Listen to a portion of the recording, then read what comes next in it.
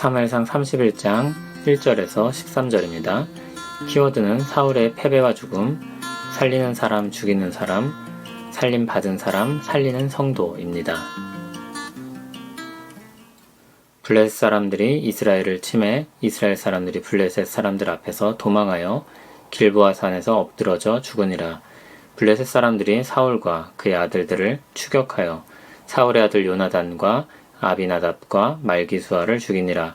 사울이 패전함에 활 쏘는 자가 따라잡으니 사울이 그 활 쏘는 자에게 중상을 입은지라. 그가 무기를 든 자에게 이르되 내 칼을 빼어 그것으로 나를 찌르라. 할례 받지 않은 자들이 와서 나를 찌르고 모욕할까 두려워하노라 하나 무기를 든 자가 심히 두려워하여 감히 행하지 아니하는지라. 이에 사울이 자기의 칼을 뽑아서 그 위에 엎드러짐에 무기를 든 자가 사울이 죽음을 보고 자기도 자기 칼 위에 엎드러져 그와 함께 죽으니라. 사울과 그의 세 아들과 무기를 든 자와 그의 모든 사람이 다 그날에 함께 죽었더라.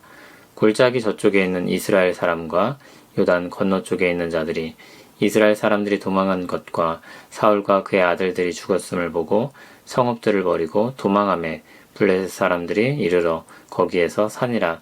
그 이튿날 블레셋 사람들이 죽은 자를 벗기러 왔다가 사울과 그의 세 아들이 길보아 산에서 죽은 것을 보고 사울의 머리를 베고 그의 갑옷을 벗기고 자기들의 신당과 백성에게 알리기 위하여 그것을 블레셋 사람들의 땅 사방에 보내고 그의 갑옷은 아스다롯의 집에 두고 그의 시체는 벳산 성벽에 못 박음에 길르앗 야베스 주민들이 블레셋 사람들이 사울에게 행한 일을 듣고 모든 장사들이 일어나 밤새도록 달려가서 사울의 시체와 그의 아들들의 시체를 벳산 성벽에서 내려가지고 야베스에 돌아가서 거기서 불사르고 그의 뼈를 가져다가 야베스 에셀 나무 아래에 장사하고 7일 동안 금식하였더라.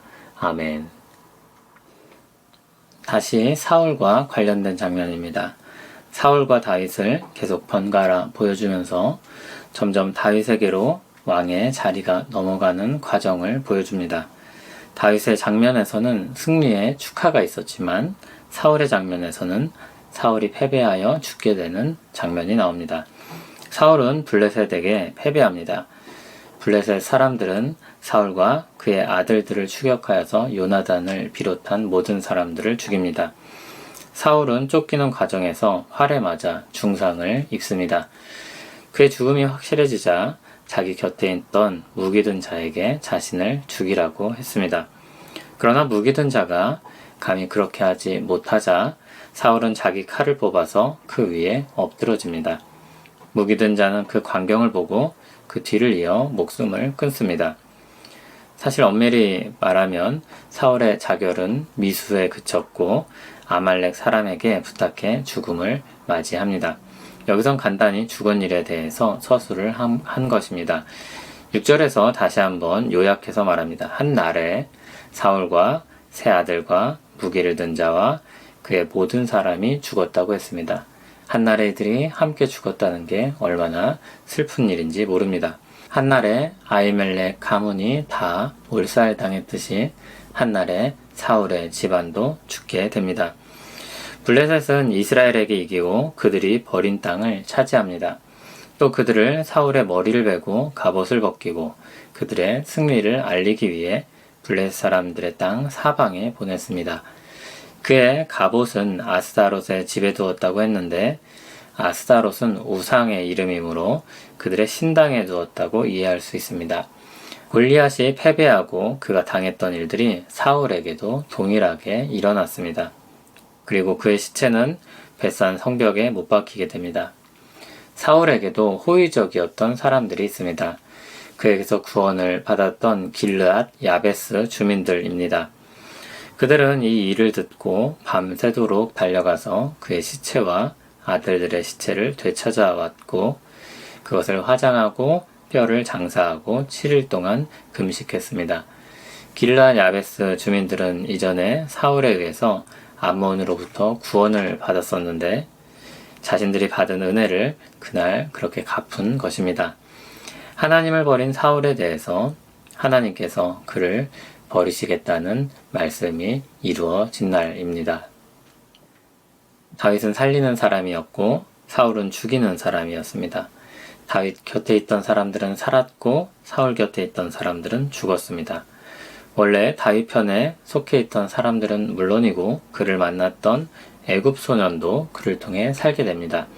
그러나 사울 편에 속했던 사람들은 괜찮은 사람이었던 요나단마저도 죽게 됩니다. 사무엘서에서 드러내는 사울과 다윗의 차이는 그들의 무력이나 지력이나 외교력의 문제가 아니었습니다. 하나님을 의지하는지 그렇지 않은지의 문제였습니다. 누구를 의지하여 살아가는지에 따라서 그들 자신은 물론이고 그와 함께한 사람들까지 승리와 패배에 삶과 죽음에 휩쓸리게 되었습니다. 하나님 편에 있던 다윗은 하나님을 믿고 의지하여 싸웠고 하나님의 뜻을 끊임없이 물었고 하나님이 주신 은혜를 나눌 수 있었습니다. 하나님을 떠난 사울은 자기를 믿고 의지하여 싸웠고 자기 뜻을 굽히지 않고 관철시키려 하였고 하나님이 주신 것조차도 내버렸습니다. 다윗은 그렇게 살리는 사람이었고 사울은 그렇게 죽이는 사람이었습니다. 예수 그리스도를 믿는 성도는 살리는 사람입니다. 살림을 받은 사람이고 살려야 하는 사람들입니다. 아무 의식 없이 살다 보면 내 중심으로만 생각하고 말하고 행동하다 보면 죽이는 사람이 되기 쉽습니다. 사울이 되기 쉽습니다. 사울만큼 우리는 큰 영향력은 없을지 모릅니다. 그러나 자기 중심성은 나와 그리고 내 곁에 있는 사람들을 불행하게 만듭니다. 사울은 자신의 생각과 자리를 지키기 위해서 평생 불행하게 살았던 사람입니다. 그리고 그 끝에도 안타까운 죽음을 맞이하게 됩니다.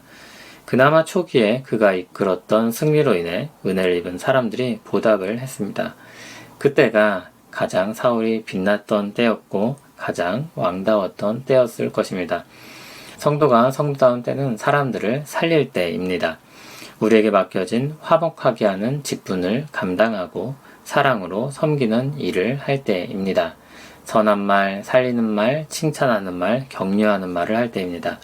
주님께 받은 사랑을 나누고 주님께 받은 평화를 공유하는 것입니다. 우리 모두 살리는 말, 살리는 행동으로 주님께 영광이 되는 우리 모두 되기를 소원합니다.